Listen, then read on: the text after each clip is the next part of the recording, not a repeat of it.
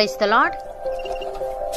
ఈరోజు దేవుని వాగ్దానము, మీరు మొదట నుండి దేనిని వింటిరో అది మీలో నిలవనీయుడి.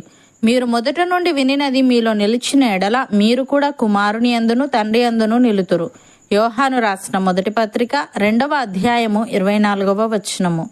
సహోదరి సహోదరులారా, ఈ వాక్యం ద్వారా అపోస్తలుడైన యోహాను చెప్పే విషయం ఏంటంటే, మనము మొదటగా అనగా క్రీస్తును విశ్వసించినప్పుడు విన్న సత్యవాక్యాన్ని మన హృదయంలో స్థిరంగా నిలుపుకోవాలి. మనం యేసుక్రీస్తును గురించి, యేసు దేవుని కుమారుడని, ఆయన పాపుల కొరకు చనిపోయాడని, తిరిగి 3వ దినమున లేచాడని, ఆయన ద్వారా మాత్రమే రక్షణ అని విన్నాం. ఇవి బైబిల్ బోధించే మౌలిక సత్యాలు. ఇవే మన విశ్వాసానికి పునాది. అయితే ఇవి మనలో నిలిచి ఉండాలి. అప్పుడే మనము దేవునితో అనగా తండ్రితో మరియు ఆయన కుమారుడైన యేసుక్రీస్తుతో సంబంధంలో ఉంటాము. ప్రపంచంలో ఎన్నో తప్పుడు బోధనలు వస్తాయి, కానీ మొదట విన్న సత్యాన్ని మన హృదయంలో నిలుపుకుంటే మనం మోసపోం. ఒక శిష్యుడు మొదట గురువు దగ్గర మంచి విషయాలు నేర్చుకుంటాడు. తర్వాత వేరే దారులు చూడకుండా అదే బోధనలో నమ్మకంగా ఉంటే అతడు విజయం పొందుతాడు. అదే విధంగా మనము మొదట క్రీస్తు ద్వారా విన్న సత్యాన్ని మనలో నిలుపుకుంటే దేవునితో మన సంబంధం బలపడుతుంది. మనము ఆయనలో నిలిచి ఉంటాం. భక్తుడు ఈ విధంగా అంటున్నాడు, మనము వినిన సంగతులను విడిచిపెట్టి కొట్టుకొని పోకుండానట్లు వాటి యందు మరి విశేష జాగ్రత్త కలిగి ఉండవలెను. ఎందుకనగా దేవదూతల ద్వారా పలకబడిన వాక్యము స్థిరపరచబడినందున ప్రతి అతిక్రమమును అవిధేయతయు న్యాయమైన ప్రతిఫలము పొంది ఉండగా, ఇంత గొప్ప రక్షణను మనము నిర్లక్ష్యము చేసిన ఎడల ఎలాగు తప్పించుకుందుము? అట్టి రక్షణ ప్రభు బోధించుట చేత ఆరంభమై దేవుడు తన చిత్తానుసారముగా సూచక క్రియల చేతను, మహత్కార్యముల చేతను, నానా విధములైన అద్భుతముల చేతను, వివిధములైన పరిశుద్ధాత్మ వరములను అనుగ్రహించుట చేతను వారితో కూడా సాక్ష్యమిచ్చుచుండగా వినిన వారి చేత మనకు దృఢపరచబడెను అని.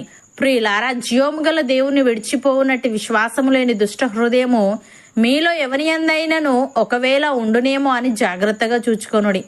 నేడు మీరు ఆయన శబ్దమును వినిన ఎడల కోపము పుట్టించినప్పటి వలె మీ హృదయములను కఠినపరచుకొనకూడని ఆయన చెప్పెను గనుక, పాపము వలన కలుగు భ్రమచేత మీలో ఎవడునూ కఠినపరచబడకుండునట్లు నేడు అనబడు సమయముండగానే ప్రతి దినమును ఒకనికొకడు బుద్ధి చెప్పుకొనుడి. ఏలే అనగా మొదటి నుండి మనకున్న దృఢ విశ్వాసము అంతము మట్టుకు గట్టిగా చేపట్టిన ఎడలనే క్రీస్తులో పాలివారమై ఉందుము. అపోస్తలుడైన పౌలు గలతీయులకు వ్రాస్తూ ఈ విధంగా అంటున్నాడు, క్రీస్తు కృపను బట్టి మిమ్మును పిలిచిన వానిని విడిచి భిన్నమైన సువార్త తట్టుకు మీరింత త్వరగా తిరిగిపోవుట చూడగా నాకు ఆశ్చర్యమగుచున్నది. అది మరి ఒక సువార్త కాదు గాని క్రీస్తు సువార్తను చెరపగోరి మిమ్మును కలవరపరచు వారు కొందరున్నారు. మేము మీకు ప్రకటించిన సువార్త గాక మరి ఒక సువార్తను మేమేమైనను పరలోకము నుండి వచ్చిన ఒక దూత అయినను మీకు ప్రకటించిన ఎడల అతడు శాపగ్రస్తుడవునుగాక. మేము ఇది వరకు చెప్పిన ప్రకారం ఇప్పుడును మరలా చెప్పుచున్నాము. మీరు అంగీకరించిన సువార్త గాక మరి ఒకటి ఎవడైనను మీకు ప్రకటించిన ఎడల వాడు శాపగ్రస్తుడవునుగాక. ఇప్పుడు నేను మనుష్యుల దయను సంపాదించుకొని జూచుచున్నానా, దేవుని దయను సంపాదించుకొని జూచుచున్నానా? నేను మనుష్యులను సంతోషపెట్టగోరుచున్నానా? నేను ఇప్పటికీ మనుష్యులను సంతోషపెట్టువాడనైతే క్రీస్తు దాసుడను కాకే పోవుదును అని. సహోదరి సహోదరులారా, యేసు క్రీస్తు కాడని చెప్పువాడు తప్ప ఎవడబద్దీకుడు? తండ్రిని కుమారుణ్ణి ఒప్పుకొనని వీడే క్రీస్తు విరోధి. కుమారుణ్ణి ఒప్పుకొనని ప్రతివాడును తండ్రిని అంగీకరించువాడు కాడు. కుమారుణ్ణి ఒప్పుకొనువాడు తండ్రిని అంగీకరించువాడు. అయితే మీరు మొదట నుండి దేనిని వింటిరో అది మీలో నిలవనీయుడి. మీరు మొదట నుండి వినినది మీలో నిలిచిన ఎడల మీరు కూడా కుమారుని యందును తండ్రి యందును నిలుతురు. నిత్య జీవము అనుగ్రహింతునన్నదియే ఆయన తానే మనకు చేసిన వాగ్దానము.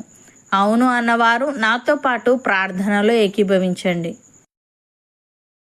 పరిశుద్ధుడా, ప్రేమగల తండ్రి, మేము మొదట నుండి దేనిని వింటిమో అది మాలో నిలవనీయాలని, మేము మొదట నుండి వినినది మాలో నిలిచిన ఎడల మేము నీ యందును నీ కుమారుని యందును నిలుతుమని తెలియజేశావు.